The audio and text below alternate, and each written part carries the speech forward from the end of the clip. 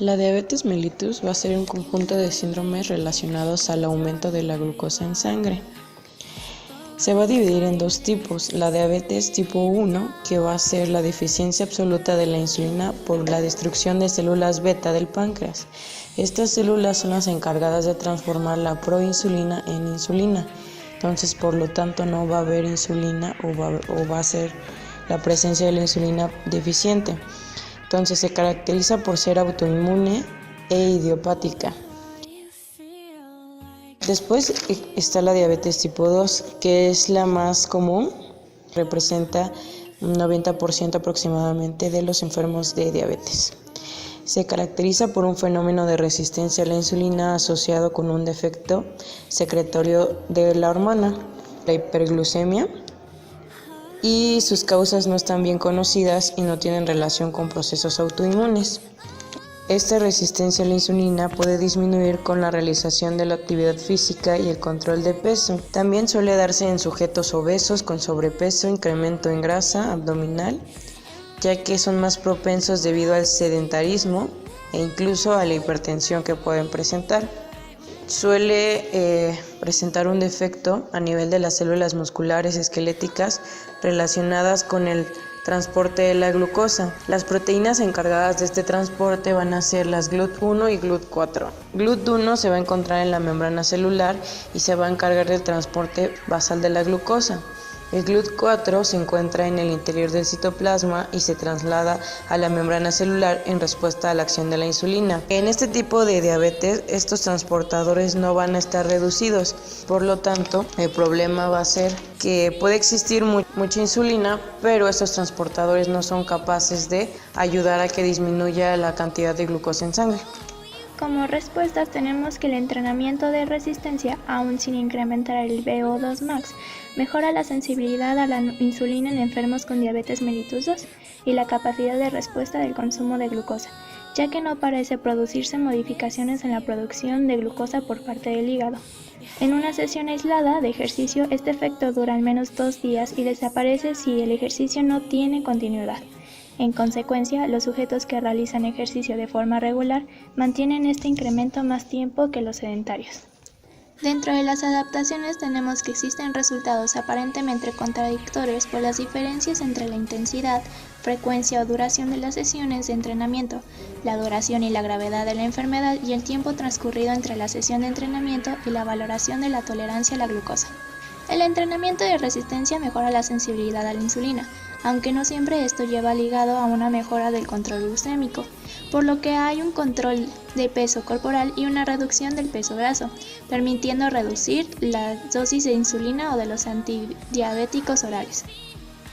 A pesar del incremento del consumo de glucosa inducido por insulina que puede llegar a durar de 5 a 7 días tras el ejercicio en sujetos entrenados, los pacientes con diabetes mellitus 2 pueden no mejorar la glucosa en ayunas.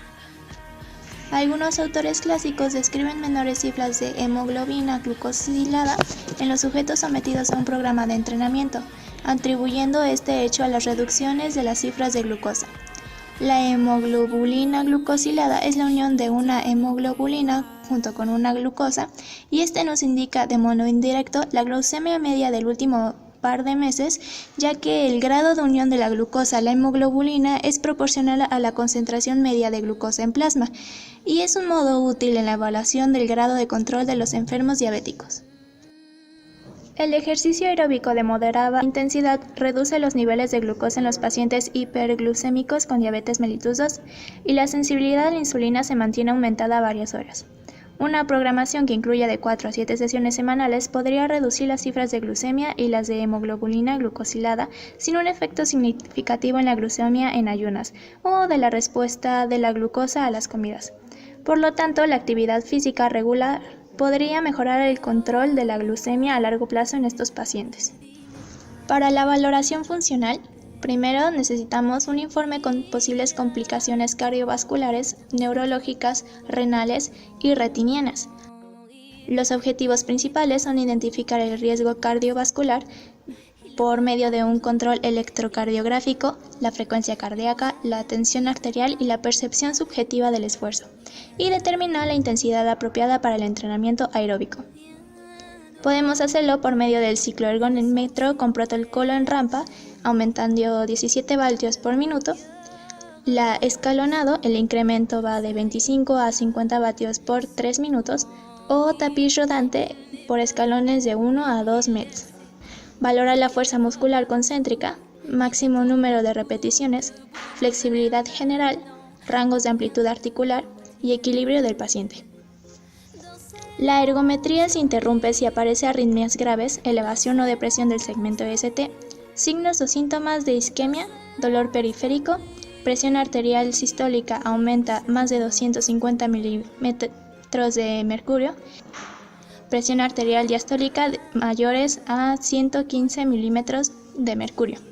La prueba se interrumpe si la glucemia aumenta a 250 miligramos por decilitro o disminuye menos de 100 miligramos por decilitro, o presencia de cuerpos cetónicos en la orina. Se debe considerar el riesgo de la aparición de una isquemia silente, hipotensión postural y respuestas atenuadas a la presión arterial al ejercicio, parestesias en miembros, trastornos en la marcha o artropatías, hipertensión, úlceras e infecciones. En la prescripción como ejercicio, la actividad física regular reduce el desarrollo de diabetes tipo 2 en sujetos con alteración en la tolerancia de la glucosa, en pacientes que han sufrido diabetes gestacional o en aquellos con antecedentes familiares de diabetes mellitus tipo 2.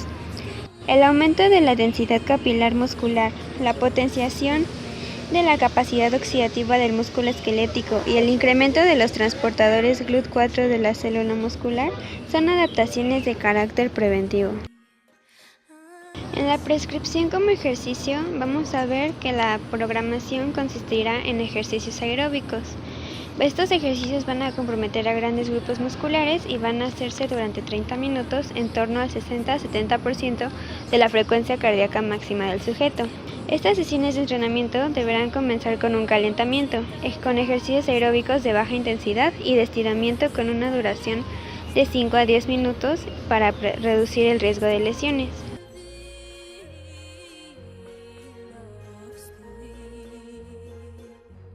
Luego vamos a hacer la sesión moderada, que va a ser de alta intensidad con duración de media hora o más en función de la tolerancia del paciente.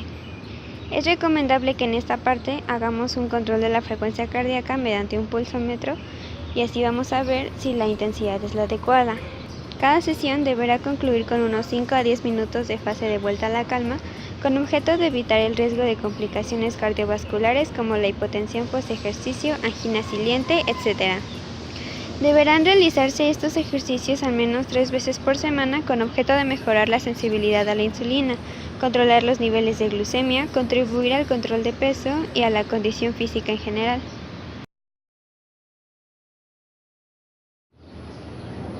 Como recomendaciones, vamos a modificar el horario de administración en función del ejercicio para evitar que el ejercicio se realice durante las fases pico de la insulina. Se deberán consumir alimentos 1 a 3 horas antes del ejercicio y medir la glucemia, comprobando que se encuentra entre 100 y 250 miligramos por decilitro antes de iniciar la actividad física. Consumir de 20 a 30 gramos de hidratos de carbono durante el ejercicio en forma de bebidas o de alimentos sólidos, cada media hora, especialmente si la intensidad es alta o de duración prolongada. Aumentar el consumo de alimentos post-ejercicio en función de la intensidad y duración de este, incluso hasta las 24 horas, con objeto de prevenir la hipoglucemia post-ejercicio. Si al acabar con el ejercicio la glucosa es menor a 100 miligramos por decilitro, se deberán consumir de 20 a 30 gramos de hidratos de carbono. En los controles analíticos vamos a ver que se deberá determinar la glucemia antes, durante y después del ejercicio, con objeto de poder ajustar las dosis y el horario de aplicación de la insulina y los alimentos. Vamos a retrasar el ejercicio si la glucemia es menor a 100 miligramos por decilitro o mayor a 250 miligramos por decilitro con la presencia de cuerpos cetónicos en orina, o bien mayor a 300 miligramos por decilitro sin cuerpos cetónicos en orina.